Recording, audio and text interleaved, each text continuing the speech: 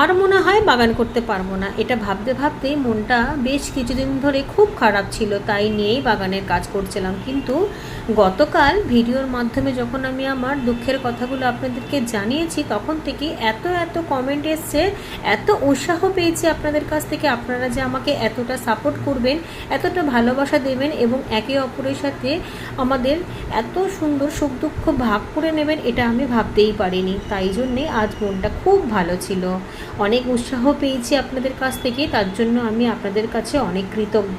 আজকে তাই খুশি মনে এসেছি বাগানে। অন্যান্য দিন আসি মন খারাপ করে যে হয়তো আর মনে হয় বেশি দিন গাছেদের সাথে থাকতে পারবো না, কিন্তু এখন মনে হচ্ছে না, আমার লড়াইটা আরও অনেক দূর এগিয়ে নিয়ে যেতে হবে। এখানেই সমস্ত কিছু হার স্বীকার করলে হবে না। হ্যাঁ, তার জন্য হয়তো একটুখানি সহ্য করতে হবে, একটু না বেশ অনেকটাই আমাকে সহ্য করতে হবে, তা করে নেব।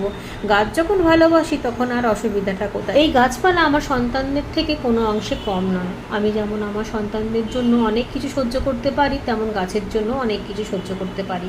আর তাছাড়া সহ্য করলে তার এক না একদিন ফল ঠিক পাওয়া যায়। অনেকটা শ্যাওলার জল জমে গিয়েছিল, তাই কিছু কিছু গাছে দিয়ে জলটাকে কমালাম। তার সাথে কাজ করতে করতেই বাগানের একটা গ্রো ব্যাগ উল্টে গিয়েছিল। কিছুটা মাটি তুলেছি, আবার কিছুটা মাটি পরে তুলবো বলে রেখে দিয়েছিলাম, কারণ ওই মাটিটা অন্য টবে দিয়ে দেবো। ফলন হয়ে যাওয়ার পর যে সমস্ত গাছপালাগুলোকে তুলে দিই, তখনই লক্ষ্য করলাম একটা গ্রো ব্যাগের মধ্যে পালং শাকের চারা উঠেছে। আসলে ওয়েদারটা একটু ঠান্ডা গরম, তাই উঠেছে। আর এদিকে লিলি গাছের গোড়াতে দেখছি একটা লঙ্কা গাছ, আবার অনেক আগাছার সাথে সাথে কিছু সেলোসিয়ার চারাও উঠেছে।